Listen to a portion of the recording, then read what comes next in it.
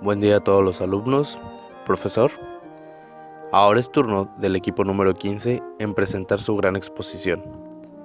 Este equipo está conformado por los compañeros Zaire Aramburo, Rubén Laguna y Juliana Sánchez. Primero que nada, empezaré dándoles una pequeña introducción sobre quién soy y el trayecto de mi vida.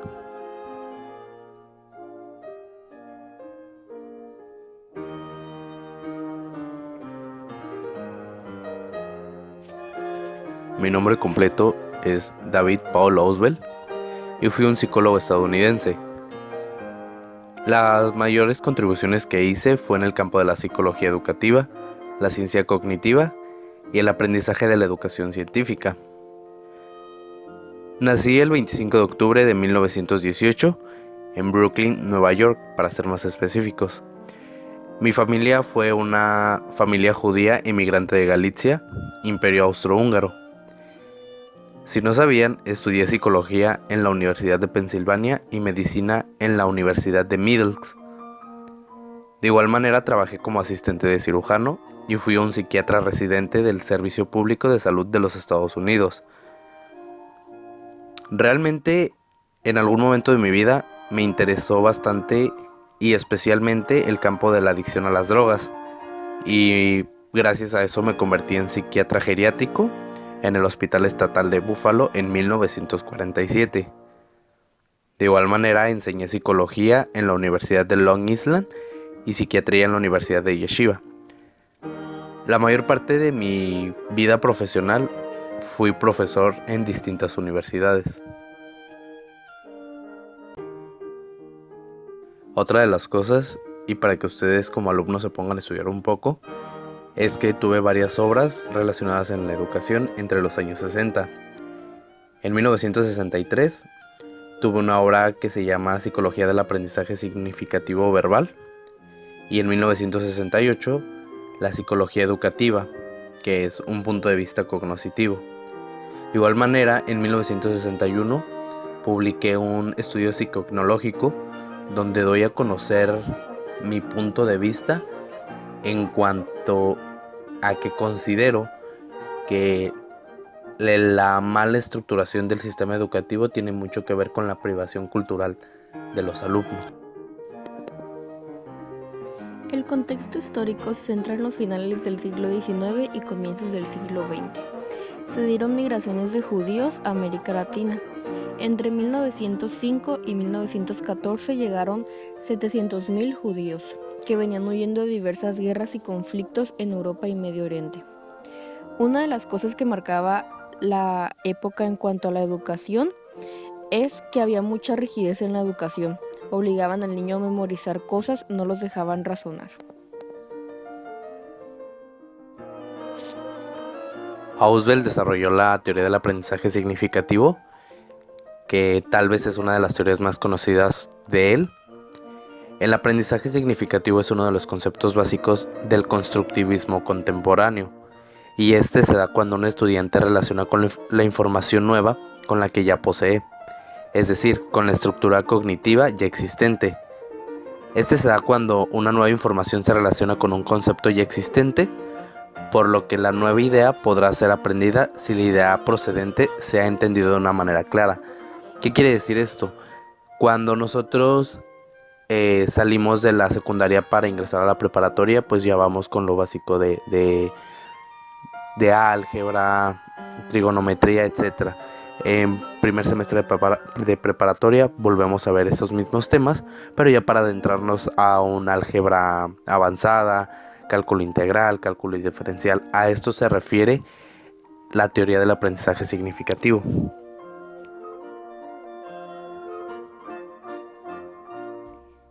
Basándonos en todo lo anterior, Ausubel distingue tres tipos de aprendizaje significativo, los cuales son aprendizaje de representaciones, aprendizaje de conceptos y aprendizaje de proposiciones, de los cuales hablaremos en las siguientes diapositivas.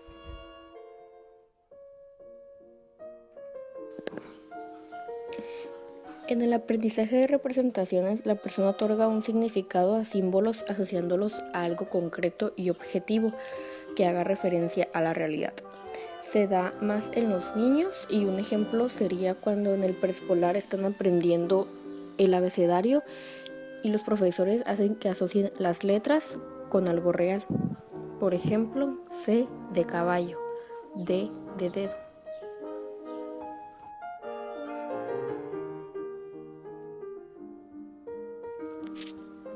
Aprendizaje de proposiciones. En ese tipo de aprendizaje, el sujeto conoce el significado de los conceptos y puede formar frases que contengan dos o más conceptos en donde afirme o niegue algo. De igual manera implica la combinación y relación de varias palabras que producen un nuevo significado, el cual es asimilado a la estructura cognoscitiva.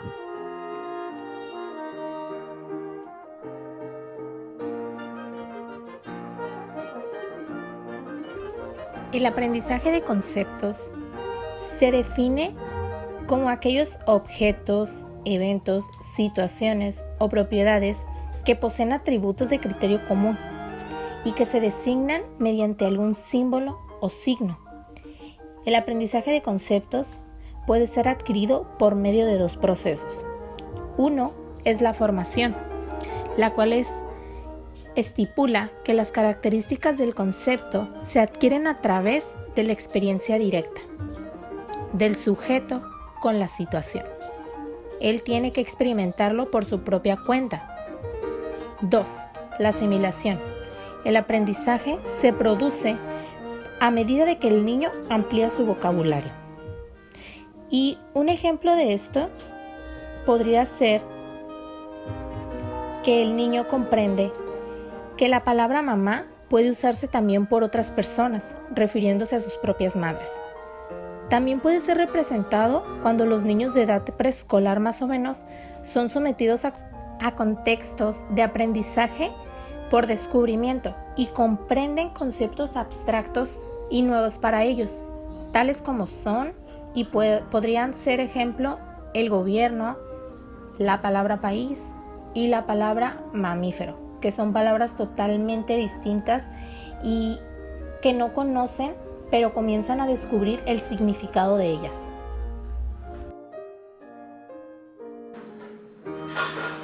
El aprendizaje significativo puede darse de tres formas diferentes: aprendizaje subordinado, aprendizaje supraordenado y aprendizaje combinatorio. Se los explicaremos a continuación.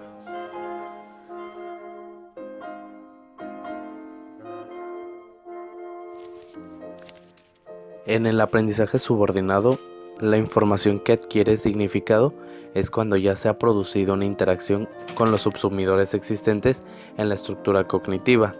Es decir, la nueva información se subordina a la estructura cognitiva, provocando una nueva reorganización. Es decir, ya podemos llegar a una conclusión con una previa idea, pero ya no con esa idea que se nos está presentando. Por ejemplo, ya identificamos que el colibrí es una ave por el hecho de que sabemos que las aves vuelan y en este caso el colibrí vuela. El aprendizaje supraordenado. Este aprendizaje se da cuando el material se organiza razonablemente y se manifiesta con más frecuencia en el aprendizaje de tipo conceptual. Ocurre cuando proposiciones se relacionan con ideas subordinadas específicas que ya están establecidas. Los conceptos o ideas relevantes existentes en la estructura cognitiva son de menor nivel de generalidad, inclusividad y abstracción que los conceptos nuevos que estamos por aprender. Un ejemplo de esto podría ser que cuando se adquieren los conceptos de presión, temperatura y volumen, el alumno más tarde podrá aprender el significado de las ecuaciones del estado de los gases. Los conceptos se subordinan al concepto de ecuación del estado, lo que representaría un aprendizaje supraordinado. Entonces, esto quiere decir que cuando existe un conocimiento ya establecido, conceptos que ya están establecidos y sabemos lo que significan, llega un conocimiento nuevo más adelantado que nos permitirá acomodarlo al aprendizaje subordinado. Entonces ahí es cuando se convierte en un aprendizaje supraordenado. En el aprendizaje combinatorio, la nueva información no se relaciona de manera subordinada ni supraordinada con la estructura cognitiva previa, sino que se relaciona de manera general con las ideas ya preexistentes. Un ejemplo sería: el básquetbol es un deporte que se juega con las manos y del cual no se pueden cometer faltas. Esta sería una nueva idea y se relacionaría con la idea preexistente de que el voleibol es un deporte que se juega con las manos y no se pueden cometer faltas.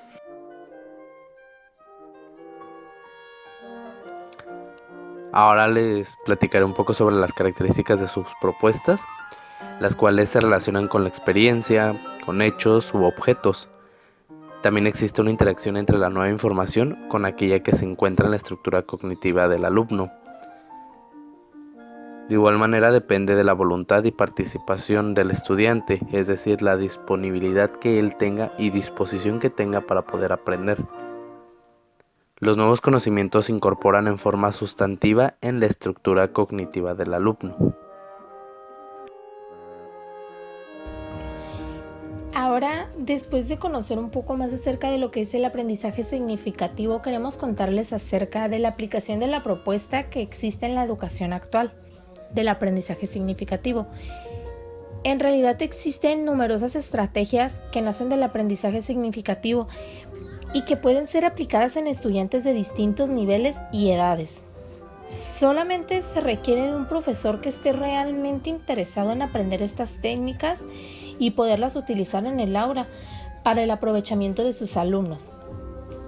Entre las estrategias de aprendizaje significativo que están en el uso de representaciones, encontramos que una podría ser cuando los niños aprenden la letra A representada por el dibujo de un avión, o la letra B por el dibujo de un burro, o la letra D por el dibujo de un dado. Entonces aprenden a relacionarla con las representaciones que se les ponen enfrente, que son esas imágenes en este caso.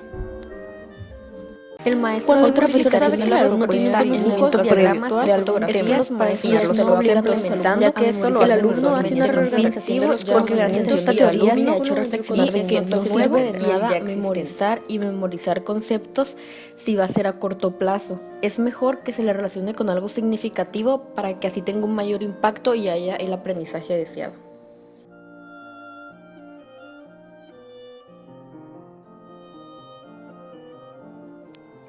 Y bueno, en resumen, el aprendizaje significativo es aquel que produce un cambio cognitivo, se pasa de una situación de no saber a saber. También es permanente, que quiere decir que el aprendizaje que adquirimos es a largo plazo. Como decía Aristóteles, el aprendizaje del humano dura tanto como dura su vida. También está basado en la experiencia, depende de los conocimientos que previamente ya hemos adquirido pues con el paso de nuestros años.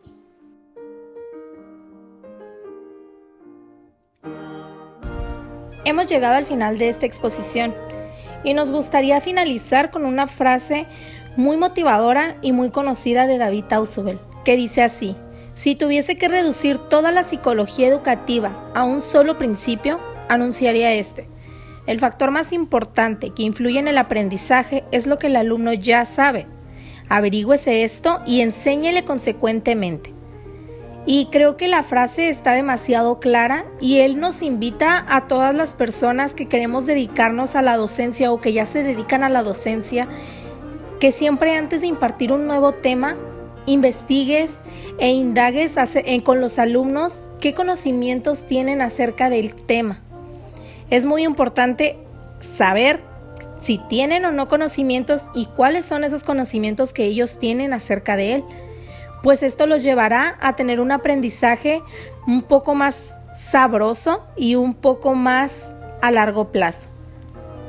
Y esto fue todo por nuestra parte, compañeros. Esperamos de verdad que haya sido de su total agrado la exposición y que la hayan comprendido. Nosotros somos el equipo 15 y muchas gracias por su atención.